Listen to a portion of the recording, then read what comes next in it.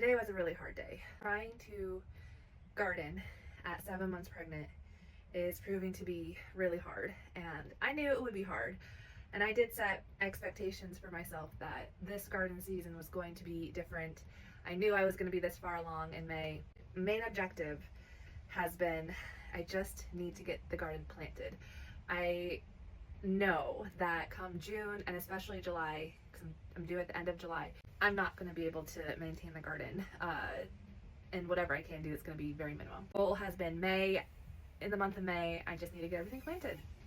And it's been hard because of weather has been really challenging this month. Rain and rain on weekends, which is like really my best time, only time that I can do a lot of work in the garden with my job and kids sports. Like Saturday is usually like the day to get it done. And today I started to work outside. Me and my 12-year-old were out and he was starting to mow the garden. I was starting to pull weeds, and probably like half hour, 40 minutes into it, it started to rain again, and it was hard rain, so we had to go in the house, and we were inside for like an hour, and I was just feeling really upset and down about it because it's like I just can't catch a break. I can't get the time to work outside to get the garden planted, and my tomato seedlings were like this tall and starting to yellow, so like they were starting to struggle in their pots and they needed to go in the ground. And it's just been I've wanted to give up so many times today, and I had so many moments of like, maybe I just don't even bother. Maybe I just give all of my seedlings that I have to other people and just forget about the garden and let it become a giant wild weedy mess and not mow it and not care for it in any way and just say forget about it and not even do it this year. That ran through my mind a lot, and I know that that's going to keep running through my mind as I'm trying to like get everything planted. After the rain passed, me and my son, we got back outside and he continued on with mowing. I was starting to feel better. The more that he mowed down really tall areas that were overtaken with weeds and grass, even in-ground planting spaces that I do plan to till up, I just had him mow everything down so it was just flat. And seeing that progress, just seeing things cleaned up from the lawnmower, the push mower, I mean that just started to make me feel so much better. Okay, we can do this. And I continued to work on weeding out the beds for my tomato plants and pulling those weeds out and just using a shovel to turn over the soil and get that ready for planting tomatoes. And then after he got done with the mowing and I got done with the preparing the tomato beds, then we only had one more step left to do, which was to get compost and put it on the beds. And so we got that done. He did a great job helping me with spreading the compost, and then he was tired, so I let him go back in the house to finish planting my 30 tomato plants. I got the 30 tomato plants done today by myself. I planted each one. I used an auger drill to get deeper holes, and I had my bench stool and I had a long shovel, and I got the tomatoes planted. And probably every 2 plants I wanted to give up. Every 2 plants that I did, I said to myself, I don't need to do this. Like, I don't need to have 30 tomato plants. I can just stop. I can just stop. But we had done so much today to get ready for that point, and I want the tomato plants because I make fresh tomato sauce every year and I can it, and we use that tomato sauce for the whole year, and my family looks forward to it and I look forward to it. And by the time that we'll be making tomato sauce, I'll have a baby by then. Like, I'll be 6-8 weeks postpartum by the time it's tomato sauce season. So like I'm ready for it. I'm excited for it. I know that maintaining those plants now through August, the plants are going to get crazy. They're going to be a mess. They're going to be whatever, but they're going to produce tomatoes. And then at the end of August and then through September, we're going to have wonderful homegrown tomatoes, and I'm going to be able to make my sauce. And I'm going to be so grateful that I have that I have those tomatoes that we grew and be able to make the sauce. And that was what I kept going.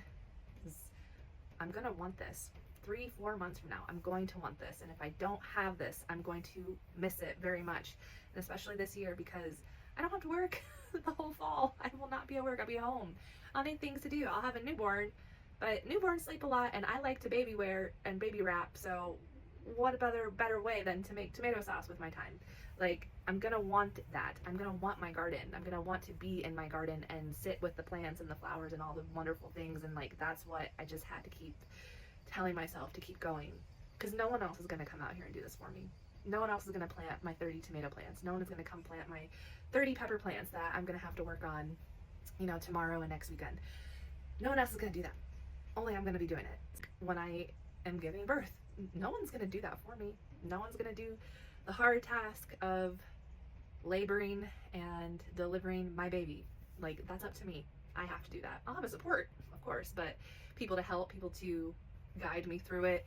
Same with the garden. I have my kids and my husband who will help do things, but at the end of the day, I'm the one who plants the garden and maintains the garden. I'm the one who has to deliver this baby and do the hard part of labor and delivery and pushing out this baby, and hopefully unmedicated, because that's what I want to do this time. I didn't do that with my other sons. I was induced. I had Pitocin, I had epidural, like I did all those things. And this time around, this being our plan to last child, like I don't want to do that. I want to go into labor naturally. I want to do unmedicated. I know it's gonna be really hard. And so today, as I'm like working and wanting to give up, and like I can't give up. I can't give up. Giving up is not an option. I came out here to do a job today. I'm gonna finish the job, and it's really hard, and I want to stop, and I just want to go sit on my couch and like do nothing for the rest of the night. I'm gonna feel that way when I'm trying to deliver this baby, that I just want to give up and stop, but I have to do it. It's worth it, and I know it'll be worth it, and I want it.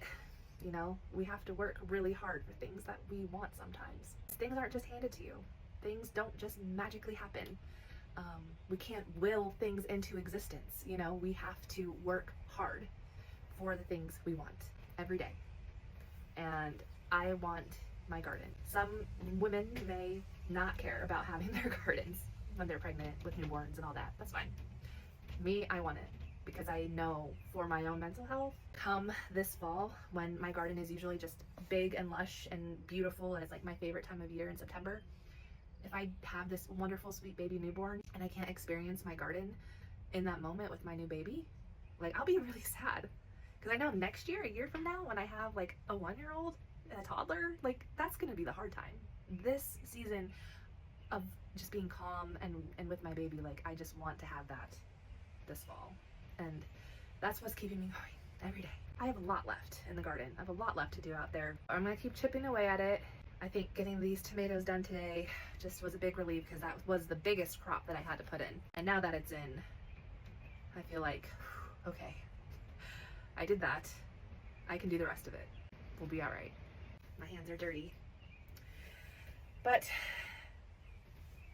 we did it.